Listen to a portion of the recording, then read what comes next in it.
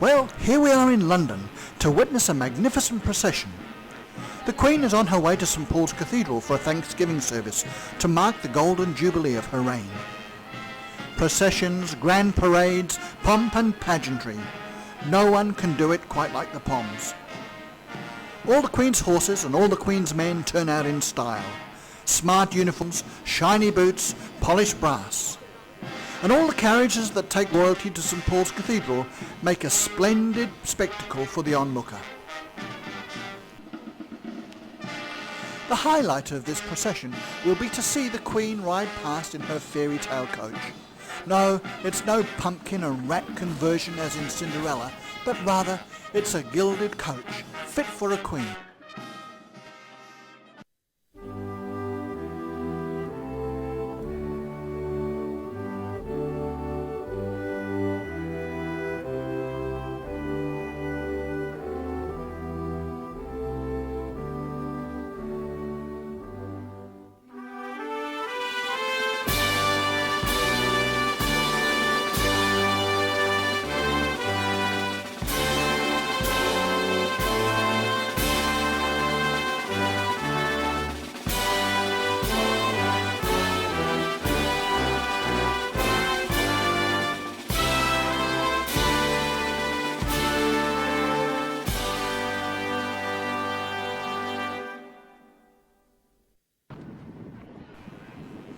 Many tourists flock to Buckingham Palace. Some perhaps hope to get a view of the Queen. Others go there to see the changing of the guard, which takes place every day.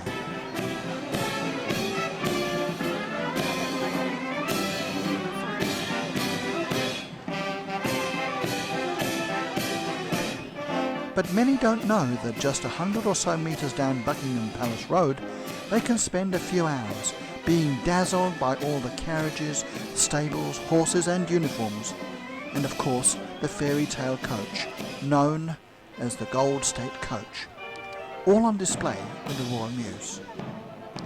So come with me, let's go to the Royal Mews and have a look at this beautiful fairy tale coach. After we've paid our money, we have to go through a strict security check. Then it's into a courtyard past all the carriages to a hall at the far end. There it is, the fairy tale coach with models of horses and their postilion riders. It's hard to believe that we're looking at the real thing. 241 years old, no warrant of fitness problems, because it's better than the day it was built. But what about its history? How did this magnificent coach come to be built? In the year 1666, the city of London was engulfed in flames, and this Great Fire of London, as it was known, destroyed about 80% of the buildings. In the years that followed, the rebuilding of the city ensured that the streets were wider and better paved. This of course meant easier travel around the capital for the nobility in their fine carriage, and then this gave rise to competition to see who owned the finest carriage. Not wishing to be outdone, the reigning King George III ordered a coach to be designed and built. No expense was to be spared, as the king had stipulated that the coach must be, and I quote, very superb. He called on Sir William Chambers, who was considered to be the finest architect of the day, to design this coach, and this was his early design. After going back to the drawing board a few times, a final design was settled upon, and the coach was built in the great Queen Street workshops of Samuel Butler, Esquire, coachmaker. He was paid the princely sum of £1,673 for his work. The coach itself measures 24 feet long, 8 foot 3 inches wide and 12 feet high. It weighs in at 4 tons and requires 8 horses to pull it. Its simple suspension means that it can only travel at walking speed. This is good for the vast crowds that flock to see it in the processions. It's not just a beautiful coach, but it's a whole work of art steeped in symbolism, as we'll find out as we look at various aspects of the coach and its construction. The framing consists of 8 palm tree-shaped braces whose branches support the roof. The 4 corner trees appear to rise out of a lion's head and are adorned with symbols of victory from the 7-Year War with France, which was just drawing to a close when the coach was built in 1762.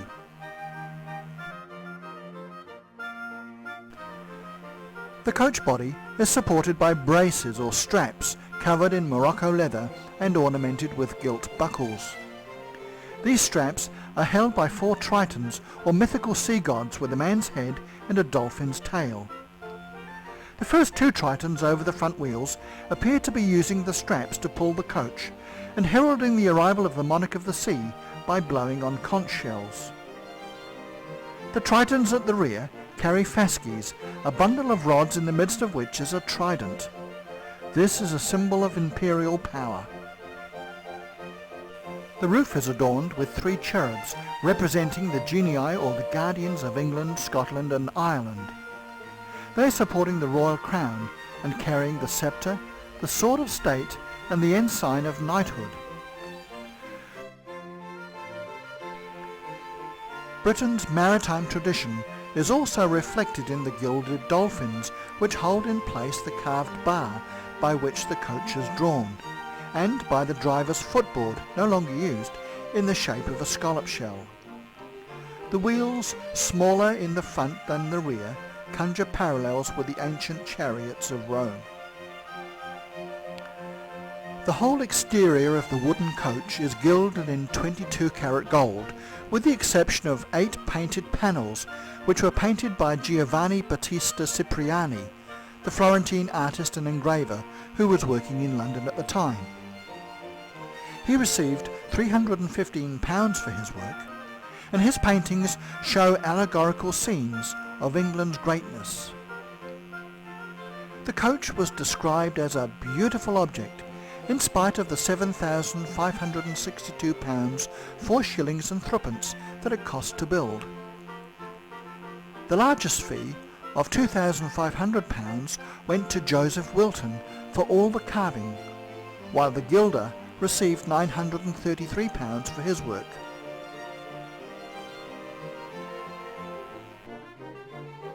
The coach was first used on the 25th of November 1762, when the King used it to travel to the state opening of Parliament, a duty for which it has been used many times until the 1930s. It was first used for its intended purpose, that of carrying the monarch to his coronation, when William IV was crowned in 1831, and it has been used at every coronation since then. While the coach looked beautiful, the ride it offered its royal occupant attracted much criticism. William IV likened it to a rolling ship in a rough sea. Queen Victoria refused to use it during her long reign, strongly objecting to its distressing oscillations. Over the years, many alterations have been made.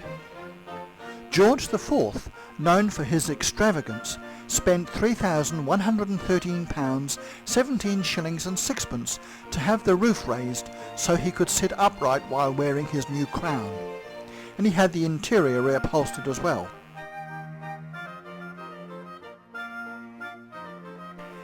Edward VII had the straps adjusted to reduce the rolling effect. He also had the seats raised with deeper upholstery, and he had the hammercloth in the box removed so that he and Queen Alexandra were more visible to the crowds. Since then, all the horses have been postilion driven. After the Second World War, King George VI approved an overhaul, and one improvement agreed upon was the bonding of rubber cushioning on the iron wheels to reduce those oscillations. After tests to find suitable method, grooves were cut into the iron tyres. Spongy rubber was heat bonded into the grooves, and strips of harder wearing rubber were then fixed over the soft layer and the rims. In 1953, just before the Queen's coronation, strip lighting was added on the inside to avoid the Queen's face being in shadow, and for the first time in its history, the entire coach was re-gilded. But what about the horses? Well, until the First World War, cream Hanoverian stallions were used to pull the coach. Then, from 1918 to 1925, the horses used were black. When King George VI came to the throne, he used Windsor Greys, and they have been used to this day. They look grand in their state livery and harness. The harness shown here is the number 1 state harness, and is made of red Morocco leather, and has gilt buckles and ornamentation on it. This harness, made in 1792, was refurbished in 1834 and again in 1902, and is only used with the Gold State coach. Not only do the horses have to pull the 4 tons of the Gold State coach, but each harness that they wear weighs 50 kilograms. On special state occasions, before processions, the horses are harnessed up and then they stand in their royal stalls until they are hitched to the coach. Each horse has its own named stall. Well, there it is, the fairy tale coach in all its glory. Maybe we'll come back to the Royal Mews another day and have a look at something else.